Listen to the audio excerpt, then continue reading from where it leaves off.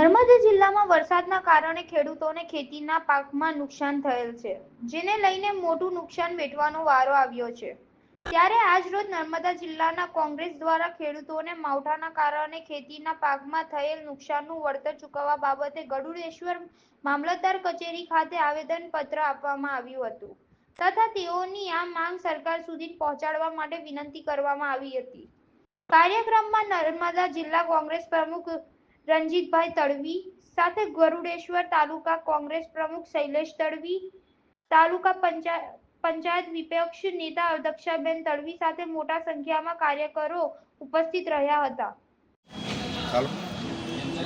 આજ રોજ તારીખ 3/11ના રોજ ખેડૂતોનો જે પાક નિષ્ફળ પડ્યો કમોસમી વરસાદના લીધે જે સરકારને આવેદનપત્ર મામલતદાર શ્રી ગઢેશ્વરમાં આવેદનપત્ર આપવામાં આવ્યું છે. જે વળતર ખેડૂતોને વળતરને દેવું માફ કરવા માટે અમે આવેદનપત્ર આપવામાં આવ્યું છે.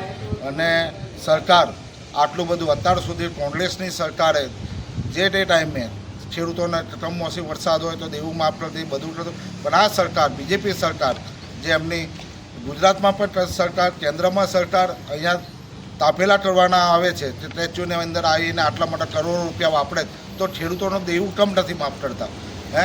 કે આટલું બધું કરોડો, 100 કરોડ 200 કરોડ વાપરે છે અને મોટા મોટા જે એમના છે ચેલાઓ, અંબાણી છે, અદાણી છે, એવાના બધાના દેવું માફ કરે તો બધાના ખેડૂતોનું દેવું માફ કરે એવી અમે આજે આવેદનપત્ર આપવામાં આવ્યું છે. નર્મદા જિલ્લા પ્રમુખ રણજીતભાઈ દિનેશભાઈ તડવી.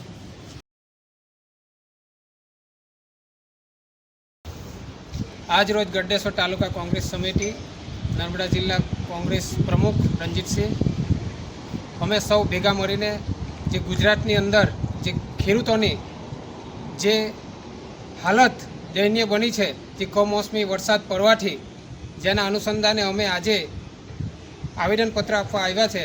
અને સરકાર આ ખેડૂતોને 4-5 વર્ષથી અતિવૃષ્ટિના કારણે પાક ફેલ જાય છે, કમોસમી વરસાદ પડવાથી પાક ફેલ જાય છે, પણ આ સરકાર આ ખેડૂતોના દેવા માફ નથી કરતી, એમને કોઈ યોગ્ય વળતર નથી આપવામાં આવતું. ત્યારે આજે અમે સરકારને કહેવા માંગીએ કે 10 દિવસની અંદર આ સર્વે કરીને આ ખેડૂતોને જે નુકસાન થયું છે એ તાત્કાલિક આપવામાં આવે, અને જો આપવામાં નહીં આવે તો ઉગ્ર આંદોલન કરવામાં આવશે. અને ખેડૂતો પાયમાલ થયા છે, ખેડૂતોની હાલત ખરાબ થઈ છે અને ખેડૂતો આત્મહત્યા ખેડૂતોની વધી રહી છે. ત્યારે આવા ખેડૂતોને આજે બેંકોમાં લીધેલી ધિરાણ એ માફ થવી જોઈએ. દરેક ખેડૂતની 4-5 લાખ સુધીની લોન માફ થવી જોઈએ. મોટા મોટા ઉદ્યોગપતિઓની લોનો માફ થાય છે તો ખેડૂતોની લોન કેમ માફ નથી થતી? અને આ અત્યારે જે કમોસમી માવઠુંના કારણે જે પાક નિષ્ફળ ગયો છે, જેને તાત્કાલિક સર્વે કરીને આ ખેડૂતોને સહાય ચૂકવવામાં આવે એવી અમે રજૂઆત કરીએ છીએ. અને જો આ કરવામાં નહીં આવે તો 15 તારીખે ફરી રેલી કાઢીને આવેદનપત્ર કલેક્ટર સાહેબને આપવામાં આવશે.